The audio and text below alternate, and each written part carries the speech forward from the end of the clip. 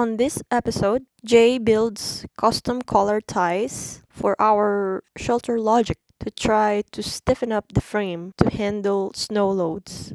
And later, it's such a nice day out, we decided to have a picnic outside and grill moose burgers. Thanks for joining us. So we have a 15-foot long, 10-foot wide, 8-foot high shelter logic. And I know there's a lot of different types of shelter logics, but that's the one we have. It's a model we picked up at Home Depot. And I see a lot of them around here on different properties. So I'm assuming they do pretty well in the snow. But I'm a little paranoid about these things and how much snow they can handle because the frame seemed kind of cheap. So I'm trying to figure out a way to build custom collar ties to kind of stiffen up the frame on these.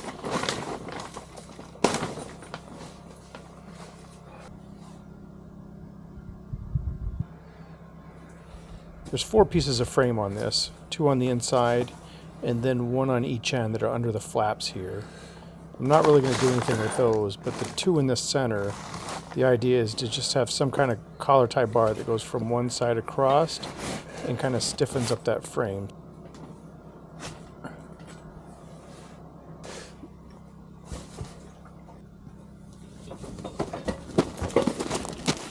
First I need to clear some of this stuff out of my way so I have room to work in here. This is where we keep our camping trailer, our snowblower, the wood cutter, the water tote that we use in the summer.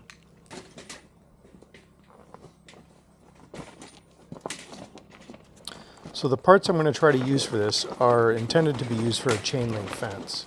So what I've got here is a couple of these 1 3/8 inch steel tension bands, and then also some rail ends that would go at the end of the pipes, I guess, the end of the frame on these steel chain link fences. And then I've got 1 piece of 10-foot 1 3/8 tubing, galvanized tubing. First thing I'm going to do is take these tension bands and snap them up over the existing frame of the shelter logic.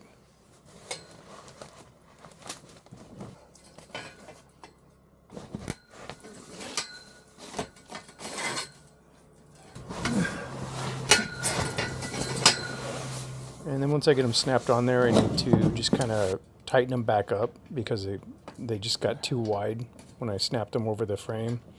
So then we'll take some carriage bolts and run through those tension bands and into the rail ends. And put a nut and washer on those and get all those tightened down. And the idea is once I put these rail ends onto these tension bands, they can swivel so that I can get them on there and just be able to swivel them so that they are at the right angle. So they're going straight across to each other once I put the hole in.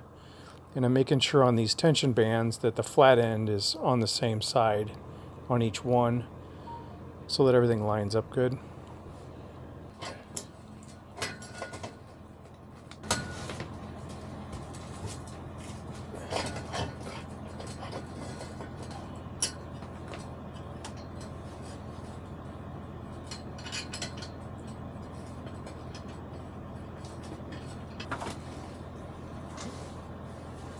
One thing with the shelter logic that I'm kind of very unimpressed with is also the quality of the tarp part of the shelter. It's real thin and flimsy, and it had a lot of buildup of frost on it. So hopefully that doesn't get any worse throughout the winter, but I guess we'll just wait and see how it works out.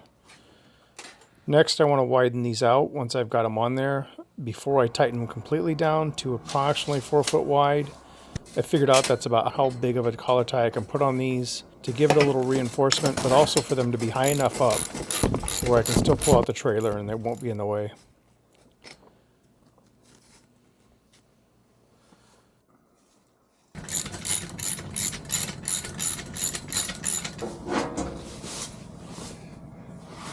Next, I go inside to warm up my fingers a little bit, and I got to change the blade on my saw to a steel cutting blade so I can cut the pole down to 2 4-foot pieces.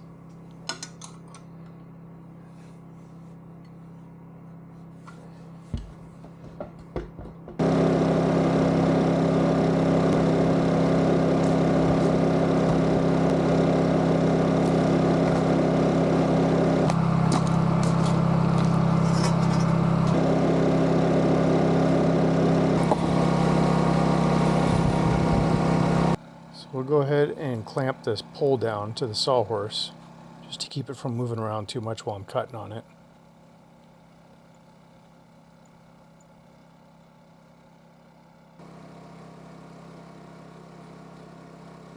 Then we'll mark the pole out at 48 inches and 96 inches.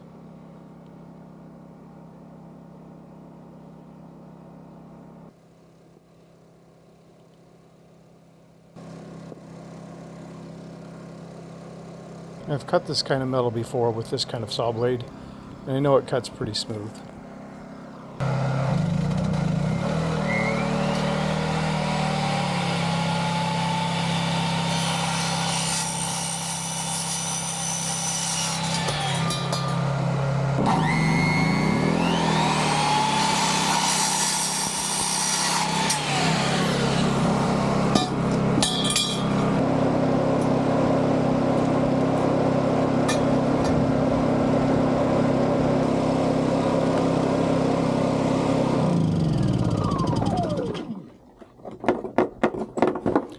I also took the time to put these poles into the rail ends and mark them real quick, just so I know the proper depth of once they sit into the rail ends, that I know they're all the way in.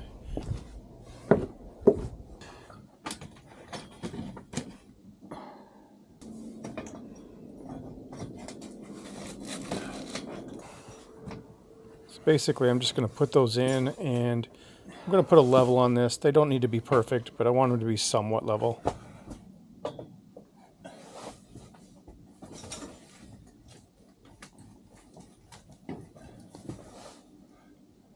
Right now these tension bands are only partially tightened down. Once I get this leveled where I want it, then I'll finish tightening those up.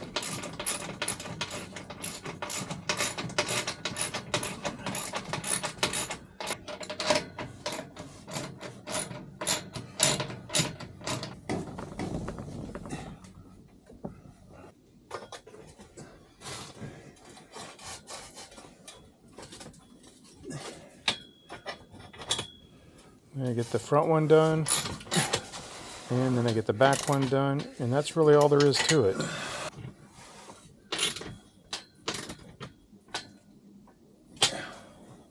These felt pretty strong and I wasn't worried about it, so mission accomplished, and I was pretty happy with what happened. And you can't really tell from the video here, but it started snowing just as I was finishing this up, so it looked like I was going to get a chance to test these out right away. I ended up getting about 6 inches of snow that night.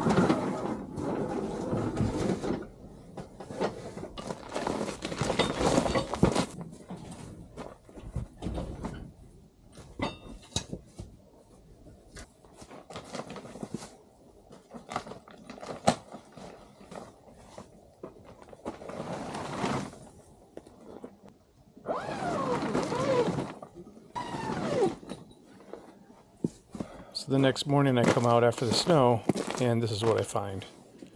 Both of the bars had popped out. And this one I'd already put back into place just to see what happened. And you can see it takes quite a bit of force from me pulling down. But when I do pull down on that, as if to simulate the weight of the snow, it pops those bars out. And at this time I'd already cleared all the snow off of the roof, but there was quite a bit on there in the morning. So I decided that somehow I needed those bars to actually be connected to the rail ends. So the easy way was just to drill a hole all the way through them, and I have some long carriage bolts in the shed that I can put in there and just bolt it all together as one.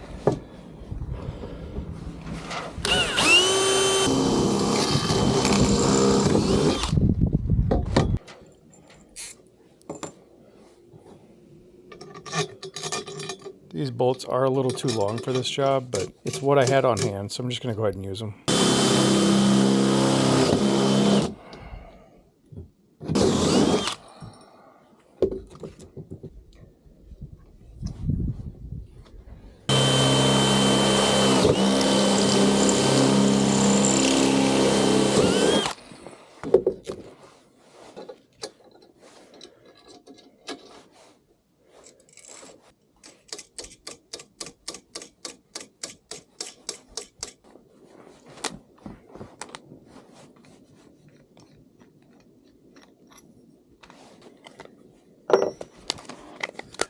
When I'm done using the battery tools, I like to get the battery off and get it stored inside as soon as possible.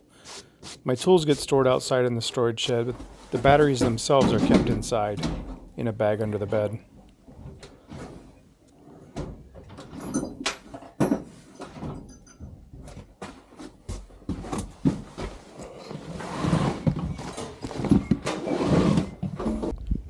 And then just taking a wrench and hand tighten all these carriage bolts and nuts together.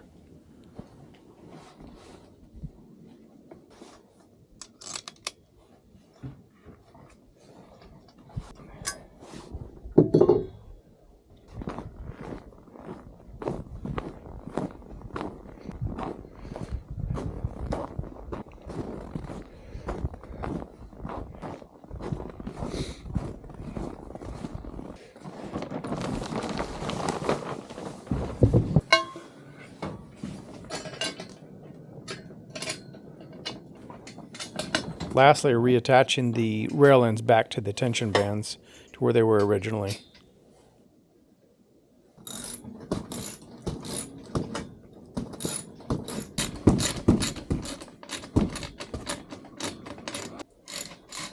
And it hasn't snowed since I got those back on, but I'm pretty sure that's going to do the job. I did give it a little tug on these, and there's still more flex in this frame than I wish there was, but it's a lot stiffer than it was before I put them on.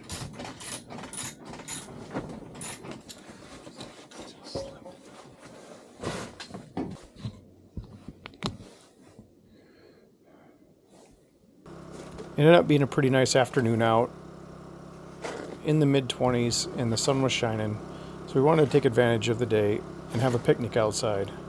So we decided to clear off a little area in front of the cabin where we could just have a small picnic and a fire.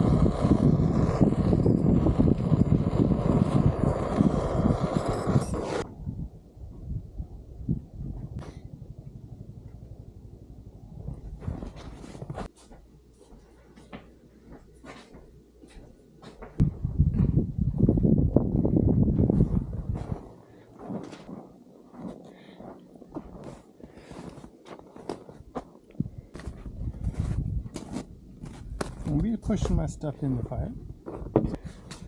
Ooh.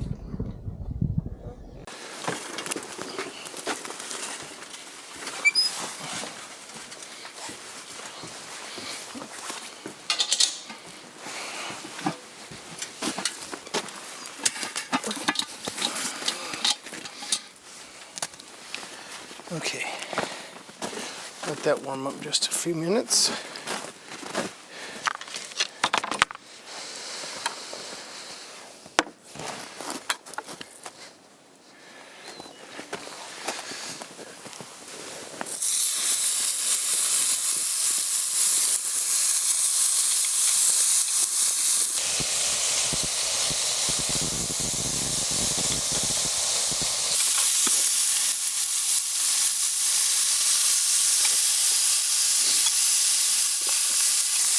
So today we're cooking up moose burgers.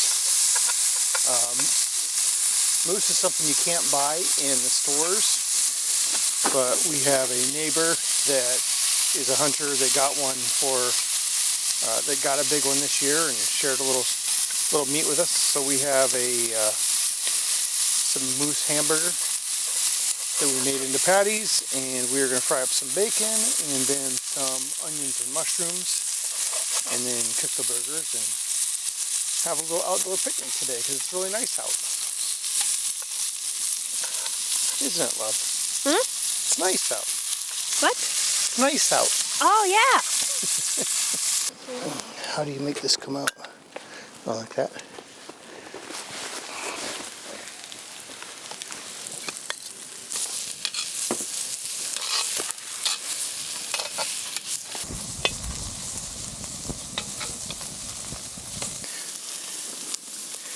We do have some extra coals going in case we run out or they get cold fast, but we're in that fire for about 2 hours or 3 hours, so the ground should be pretty warm.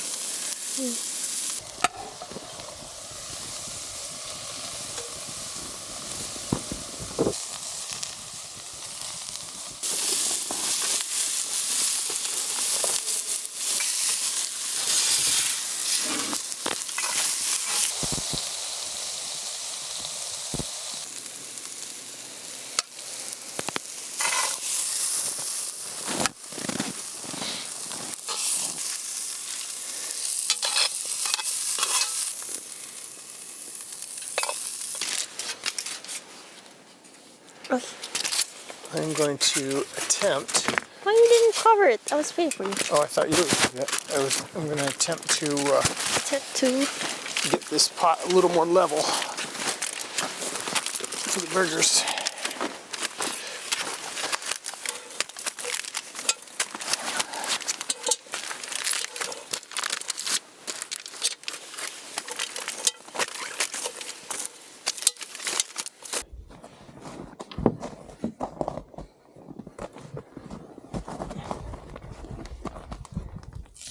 They're not. I don't think they're all going to fit, huh?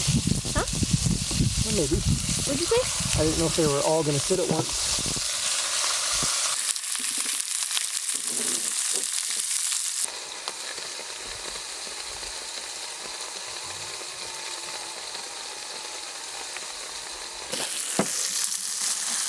Fall over.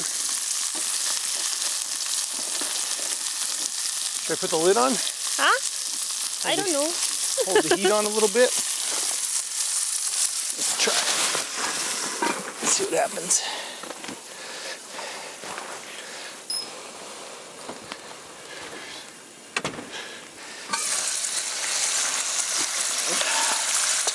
Are we not gonna Okay, I think cheese time. toast the bread? No, No? but I do need the cheeses. The cheese? Yep. The cheeses. Holy cheeses.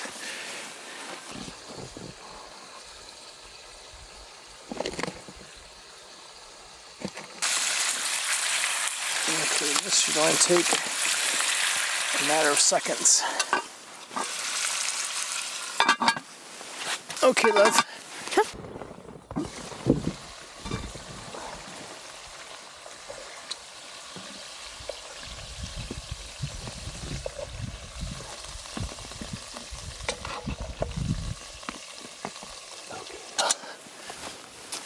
this over here.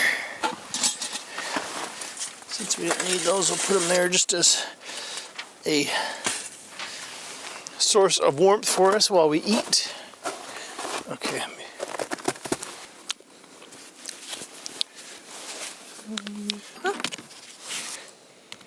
Put it in here.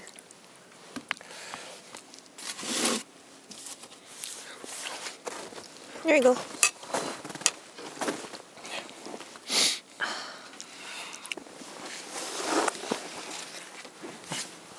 Okay.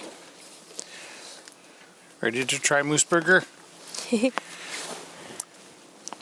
let's try it.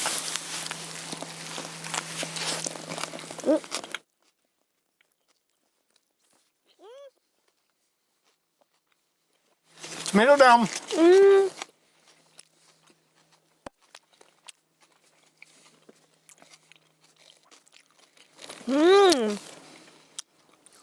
Well, Good.